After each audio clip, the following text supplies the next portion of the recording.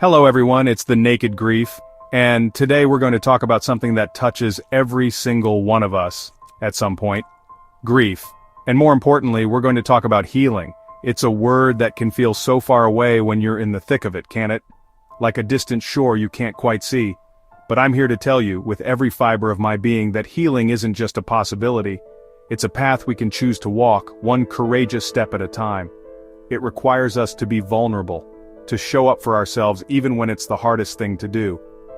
This journey through grief, it's not about getting over loss. It's about learning to integrate it, to carry it in a way that allows us to live and love fully again. And that, my friends, takes immense courage. It takes a willingness to lean into the discomfort, to explore the depths of our emotions, and to find new ways to express what often feels inexpressible. These therapies we're discussing today aren't magic wands, but they are powerful tools, anchors in the storm, that can help us navigate the turbulent waters of sorrow and find our way back to ourselves. Grief is a journey, and healing is possible. Today, we explore 6 powerful therapies that can help transform your pain into peace. We're going to dive into how music, art, dance, film, journaling, and reading can become our allies in this process. It's about finding the practices that resonate with your soul, that allow you to connect with your grief, honor it, and ultimately, weave it into the tapestry of a resilient and wholehearted life. So, take a deep breath. You're in the right place. Let's explore this together. Music. Oh, music. It has this incredible, almost mystical ability to bypass all our carefully constructed defenses and speak directly to the soul, doesn't it? When we're grieving, words can often feel hollow, inadequate to capture the sheer magnitude of what we're experiencing. We might try to articulate the ache, the emptiness, the confusion, but language falls short, and that's where music steps in. It doesn't need words to convey emotion. A melody can hold our sorrow, a harmony can echo our loneliness, and a rhythm can mirror the chaotic beat of a broken heart. It's a raw, unfiltered connection, a space where our grief can simply, without explanation or apology. It's a universal language of human experience, and in its notes and silences, we often find a profound sense of being understood, even when we feel utterly alone in our pain. The beauty of music in the context of grief is its dual power, the power of listening and the power of creating. Sometimes all we can do is put on that one song, the one that it might be a song that makes us weep, a cathartic release that allows the dam of emotions to finally break. Or it could be a piece of music that reminds us of our loved one, bringing forth cherished memories that are both painful and precious. And then, there's the act of creating music. Whether it's picking up an old instrument, humming a new tune, or even just banging on a drum. This isn't about performance or skill, it's about expression. It's about channeling that intense inner energy into something tangible, giving voice to the voiceless parts of our grief. It's an act of courage to make sound when silence feels safer. Music can become a sacred container for our pain, a safe space where we can explore the full spectrum of our emotions without judgment. It can validate our sadness, our anger, our despair, but just as powerfully, music can also be a bridge back to joy, a gentle reminder of the beauty that still exists in the world. It can evoke memories of laughter and connection, reminding us of the love that endures beyond loss. It can lift our spirits, even if just for a moment, offering a glimpse of hope. Think of it as a soundtrack to our healing journey, with different melodies for different stages, each one playing a crucial part in helping us move through, rather than around, our grief. It's about finding the vibrations that resonate with our deepest truths. When words fail us, and they so often do in the face of profound loss, art offers another language, a visual dialect for the soul. Think about it. How do you describe the color of grief, the shape of despair, the texture of longing? Sometimes the only way to truly express these deep, complex emotions is to pick up a paintbrush, a pencil, a piece of clay, and let our hands speak what our hearts cannot articulate. Art therapy isn't about creating a masterpiece. It's about the process, the courageous act of externalizing our inner world. It's about giving form to the formless, making the invisible visible. This act of creation can be incredibly powerful, allowing us to engage with our grief in a tangible way, to see it, to touch it, and perhaps to begin to understand it a little differently. The therapeutic benefit of art lies in its ability to unlock emotions that might be buried deep within us. emotions that we might not even be consciously aware of. There's no right or wrong way to create, there's only your way. Whether you're drawn to abstract splashes of color that represent the chaos you feel inside, or detailed drawings that capture a specific memory or feeling, the act itself is healing. It's a form of nonverbal communication, a dialogue between you and your grief, mediated by the colors, shapes, and textures you choose. This process can be profoundly cathartic, a release of pent-up emotional energy. It's like opening a window in a stuffy room, letting in fresh air and light. It's an invitation to be messy, to be imperfect, and to find beauty even in the broken pieces. Moreover, engaging in artistic expression can foster a sense of agency and control during a time when we often feel powerless. Grief can strip away our sense of self, leaving us feeling adrift. But in the act of creating, we are making choices, we are shaping something, we are bringing something new into existence. This can be incredibly empowering. It's a way to say, I am still here, I can still create, I can still find meaning. The artwork becomes a testament to our journey, a visual record of our pain, our resilience, and our evolving relationship with loss. It's a brave space where we can meet ourselves with compassion and curiosity, transforming our sorrow into something that holds both our pain and our potential for healing. Grief isn't just an emotional experience, it's a profoundly physical one. Our bodies hold the score of our sorrow. We feel it in the tightness in our chests, the ache in our shoulders, the exhaustion that settles deep in our bones. Sometimes we try to think our way through grief, to rationalize it, to understand it intellectually. But often the body is crying out for a different kind of release, a way to move through the physical sensations that accompany such deep emotional pain. And this is where dance or any form of mindful movement can be an incredibly powerful therapeutic tool. It allows us to bypass the thinking mind and connect directly with the wisdom of our bodies. Movement can be a way to shake loose the stagnation that grief often brings. When we're grieving, it's easy to become inert, to curl up and withdraw. But our bodies are designed to move, and in movement there is life. Dance, in its myriad forms, offers an outlet for pent-up emotions that words can't touch. It can be a wild, uninhibited expression of anger or frustration, a gentle sway that cradles our sadness, or a joyful leap that momentarily reconnects us with a sense of aliveness. There's no need for choreography or skill. It's about listening to your body's impulses, allowing it to guide you. It's about giving your grief a physical voice, letting it move through you and out of you, rather than remaining trapped within. This engagement with our physical selves through dance can also help us reclaim a sense of connection to our bodies, which can sometimes feel alien or numb during times of intense grief. It's a way to feel grounded, to inhabit ourselves more fully, even amidst the pain. There's a freedom that comes with allowing your body to express itself without judgment, a release that can be incredibly liberating. It can be a private dance in your living room or a more structured class, but the intention is the same, to honor the body's need to process and to heal.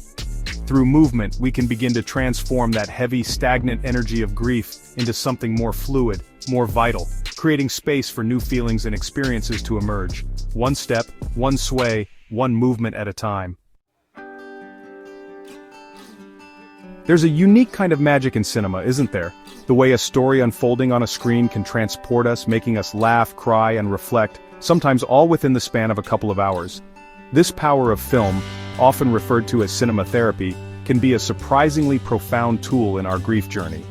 When we're navigating the isolating landscape of loss, watching characters on screen grapple with their own struggles, their own heartaches, can create a powerful sense of connection.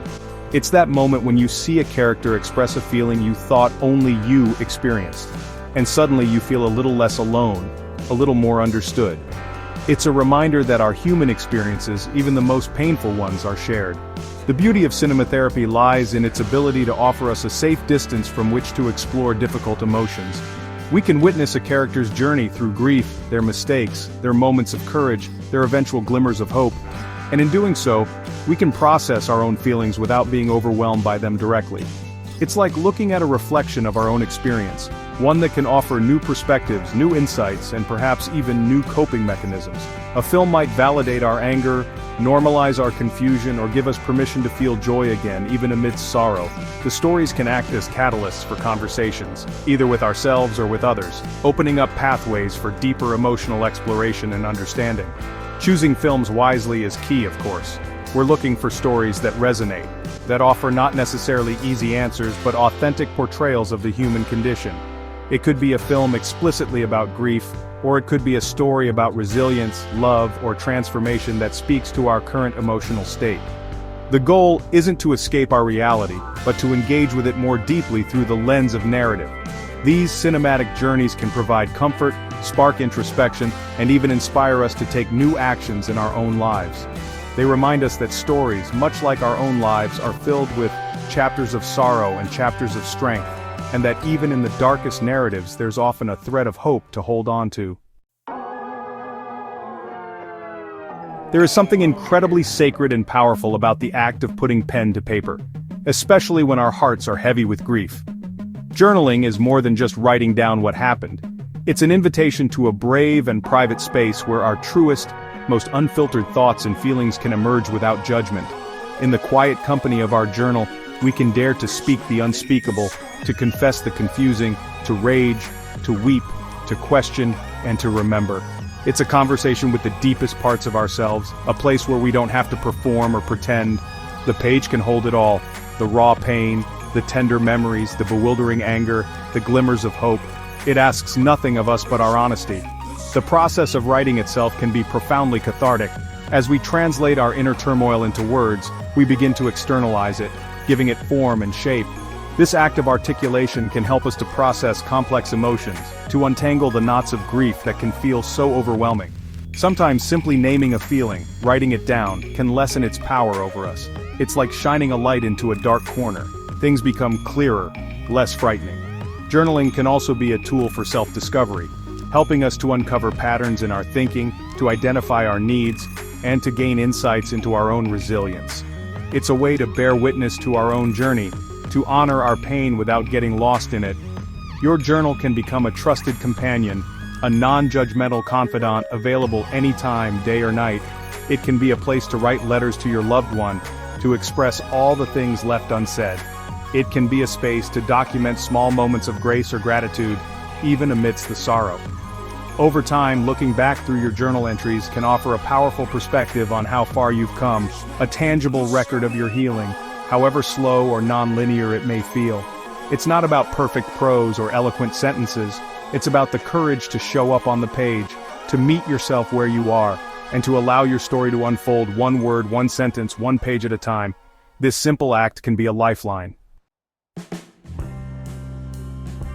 In the quiet solitude that often accompanies grief, books can become extraordinary companions.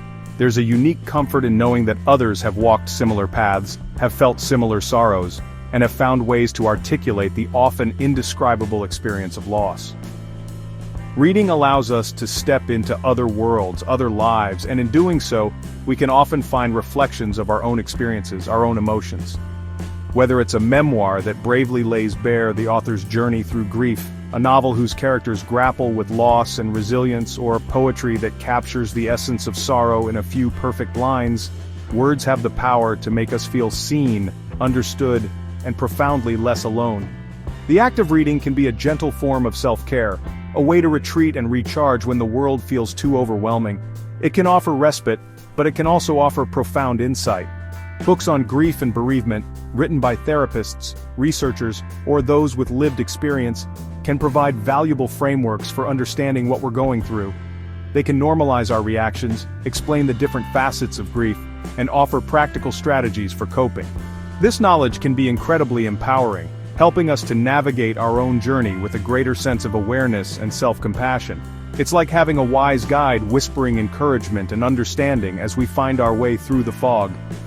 Beyond specific grief literature, even fiction or poetry that doesn't directly address loss can offer solace and perspective.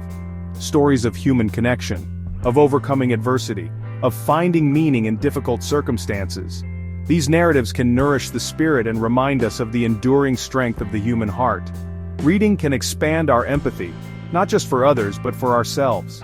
It can spark new thoughts, offer different viewpoints, and gently nudge us towards hope. It's about finding those books that speak to your soul, that offer a quiet space for reflection, and that remind you that even in the depths of sorrow, connection and understanding are always within reach, often just a page turn away. As we've explored these 6 pathways, music, art, dance, cinema, therapy, journaling, reading, I hope you felt a sense of possibility, a glimmer of how these creative and expressive practices can be gentle yet powerful allies on your grief journey. Healing isn't a destination we arrive at, but a process we engage in, day by day, choice by choice. It's about finding what resonates with your heart, what allows you to express your truth, and what helps you to carry your loss with grace and strength. There's no one-size-fits-all approach, and the courage lies in daring to explore, to try, and to be patient with yourself along the way. Remember, showing up for your grief, in whatever way feels right for you, is an act of profound self-love and bravery. It's about acknowledging the pain, yes, but also about making space for healing, for new growth, for a life that honors both what was lost and what still remains. These therapies are invitations to connect more deeply with yourself, to process your emotions in healthy ways, and to cultivate resilience. It's okay if it feels hard, it's okay if some days are better than others. That's all part of the human experience of navigating profound loss. Remember, self-care is essential on your journey through grief.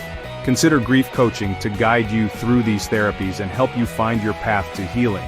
You're not alone. There is support available, and there is a community of people who understand. Please be gentle with yourselves. Extend the same compassion to your heart that you would to a dear friend, and know that every small step taken towards your healing matters. Thank you for sharing this space with me today.